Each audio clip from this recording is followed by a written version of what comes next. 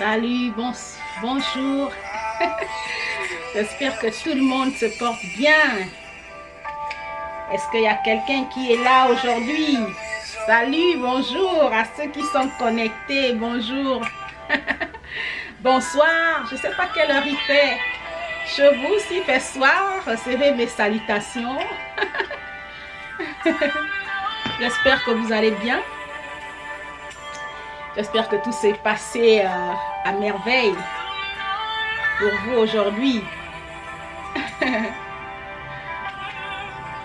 Je reviens sur le thème d'hier. L'harcèlement en milieu scolaire. Je n'avais pas terminé. J'ai coupé parce que je devais rapidement aller à l'église. L'heure de l'église en fait était arrivée. Et donc c'est pour ça que j'ai pas pu terminer. Donc désolé pour hier.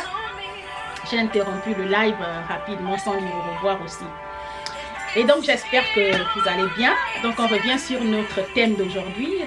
Si vous avez des amis, tout ça sur votre page, partagez les groupes, invitez les autres. On va continuer le thème de l'harcèlement en milieu scolaire. Bonsoir, salut. Comment vous allez?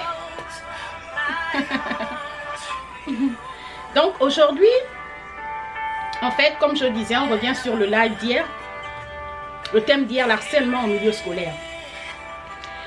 Et je reviens juste dire en fait que, vous savez, mon objectif n'est pas de faire le moral à quelqu'un.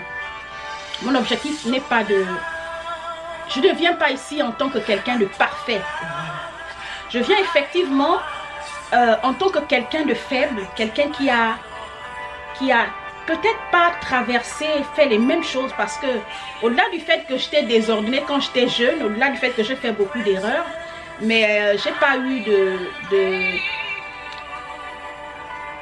relation par exemple avec un enseignant, avec mon patron. J'ai pas eu ce genre de choses quoi. Parce que vous savez, même quand tu es voleur, même quand tu es par exemple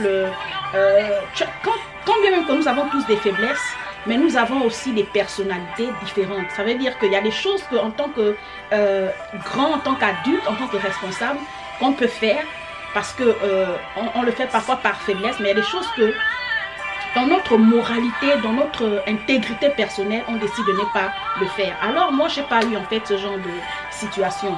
Juste dire à un jeune en fait que l'harcèlement en milieu scolaire, il y a deux victimes. Il y a deux victimes, il y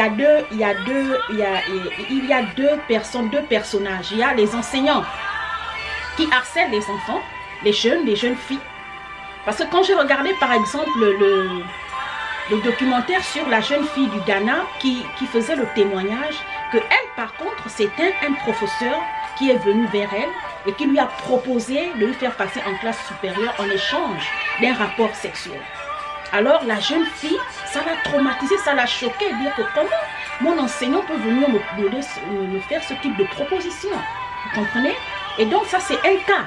Mais la plupart du temps, ce sont par contre les élèves qui vont vers les enseignants leur proposer leur service. C'est-à-dire qu'elle propose à l'enseignant que bon monsieur, on sort ensemble, mais en retour vous me donnez la moyenne dans votre matière ou bien en retour vous me faites passer en classe supérieure. Alors ce que je veux dire en fait c'est que, comme je disais tout à l'heure, mon intention n'est pas de faire la moralité à quelqu'un. Voilà, parce que moi, je ne suis pas parfaite et je n'étais même pas une jeune parfaite. Et juste dire à quelqu'un que vous savez quoi? Lorsqu'on emprunte une voie, parfois on le fait par ignorance. Je veux juste interpeller les jeunes filles aujourd'hui. Je veux que vous partagez la vidéo là. Essayez d'inviter les autres. Lorsque vous rentrez dans ce type de vie, vous exposez non seulement vous-même, comme je disais hier, vous exposez tout votre avenir, tout votre destin, il est en péril. Parce que ce que la jeune fille ignore, c'est que lorsque tu te mets en couple très jeune, quand tu commences la vie des hommes, des femmes, tout ça très jeune, à un moment donné, à un certain âge, tu vas t'enlacer. Tu vas t'enlacer. Quand on dit par exemple, comme je disais hier, qu'à un certain âge, la femme devient épave. La femme devient épave. Qu'est-ce qu'on appelle une femme épave? Une femme épave, en fait, c'est une femme à un certain âge qui n'a plus de saveur. Pourquoi? Parce que les gens ont trop touché son corps. En fait, je veux interpeller une jeune femme aujourd'hui que échanger ton corps contre les moyennes, échanger ton corps contre la réussite, échanger ton corps contre, comment on appelle, un passage en classe supérieure, ça t'aide, ça a aidé plusieurs femmes dans le monde. Mais en tant qu'adulte aujourd'hui, dans mon expérience, les choses que j'ai vues, la plupart des filles qui sont sorties avec les enseignants, l'enseignant ne l'a pas épousé. Effectivement, parce que dès le départ, lorsque vous allez vers les enseignants, c'est un moyen d'échange. Dès que lui, il a fini d'avoir ce qu'il veut et que parfois il t'a donné ce que toi tu veux, alors c'est terminé. Mais le problème, c'est que dès que tu commences cette chose-là, dès que tu commences à sortir, à vouloir aller en classe supérieure par des rapports sexuels, par n'importe quoi, ce désordre, tu vas continuer. Parce que dans ton esprit, tu sais que de toutes les façons, même si je n'étudie pas en classe, même si si je ne travaille pas en classe, même si je n'étudie pas, je vais sortir avec l'enseignant et me faire passer en classe supérieure. En fait, ce que j'ai envie de dire, le message que j'ai envie de faire comprendre à une jeune femme, c'est que vous ne connaissez pas la valeur que vous avez. Je veux juste vous interpeller, dire à une jeune femme que les femmes, vous avez une valeur incroyable.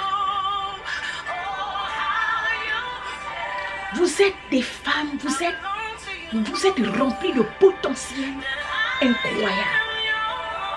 La femme a une importance capitale sur la terre. Ce que j'ai envie de dire à une jeune femme, c'est que ne regarde pas aux circonstances actuelles parce que la vie est difficile. Parce que les femmes, les jeunes filles qui sont dans cette vie, vous allez à l'école, vous êtes étudiante, vous sentez obligé de sortir avec des enseignants parce que c'est le système. Parce que plusieurs personnes viendront me donner les raisons. C'est le système actuel. Oh la vieille, tu ne connais pas ce qui se passe dans l'établissement. Tu ne fais pas ça. Parfois même si tu ne l'harcèles pas, il va venir vers toi lui seul.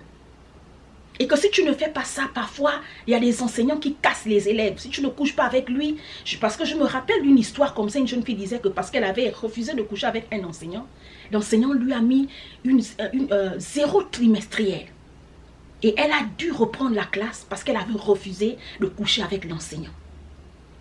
Mais moi, ce que je veux dire, c'est que peu importe là où tu te trouves dans le monde et que tu as vécu ce type de situation, il y a plusieurs établissements, il y a plusieurs universités. Quelqu'un va me dire que la seule université, par exemple, au Gabon, qui est publique, c'est l'UOB. Ok, d'accord. Mais il y a plusieurs filières. C'est-à-dire que si tu es dans une filière, tu constates qu'il y a un ou deux enseignants qui jouent à ce jeu-là. Tu peux changer. Oh, c'est le système dans toute l'université, dans toutes les filières, dans toutes les matières. Ok, mais fais par exemple, va à la direction. Oh, même les gens de la direction, ils sont dans le système. Dans ce cas, il y a toujours une solution à toute chose. Moi, ce que je veux dire en fait aux jeunes filles, c'est que je veux un changement de mentalité en milieu de la jeunesse africaine. Vous savez, l'une des choses que je regrette, c'est que en Afrique, on a tellement montré à la jeune femme que si tu ne couches pas avec un homme, il ne peut rien te donner. En échange de tout ce que tu attends d'un homme, tu dois lui offrir ton corps. Et c'est cette mentalité qu'on nous a inculquée en Afrique. C'est ce qu'on voit autour de nous. C'est ce que les autres nous racontent. C'est ce qu'on a vécu au cours de notre existence. Pendant qu'on est en train de grandir, on a vu les mêmes choses. Mais je suis venue sur les réseaux sociaux interpeller les jeunes. Aujourd'hui, par exemple, je veux interpeller la jeune fille africaine. Que tu as une valeur inestimable. Ton corps, il est tellement précieux que, regarde, arrête de donner ton corps à n'importe qui. Arrête de vendre ton corps en échange des services de quelqu'un. Arrête d'accepter tous ceux qui viennent vers toi. Parce que peut-être tu es dans la solitude, parce que tu veux te marier, parce que tu es pauvre, tu as besoin d'argent. Même quelqu'un qui ne te... Excusez-moi de le dire, hein, mais il y a un type de personne parfois, il ne te vaut pas. Mais tu te mets avec lui tout simplement parce que tu te dis que, excusez-moi, c'est une alarme générale. Tu te mets avec lui juste parce que Tu es dans le besoin.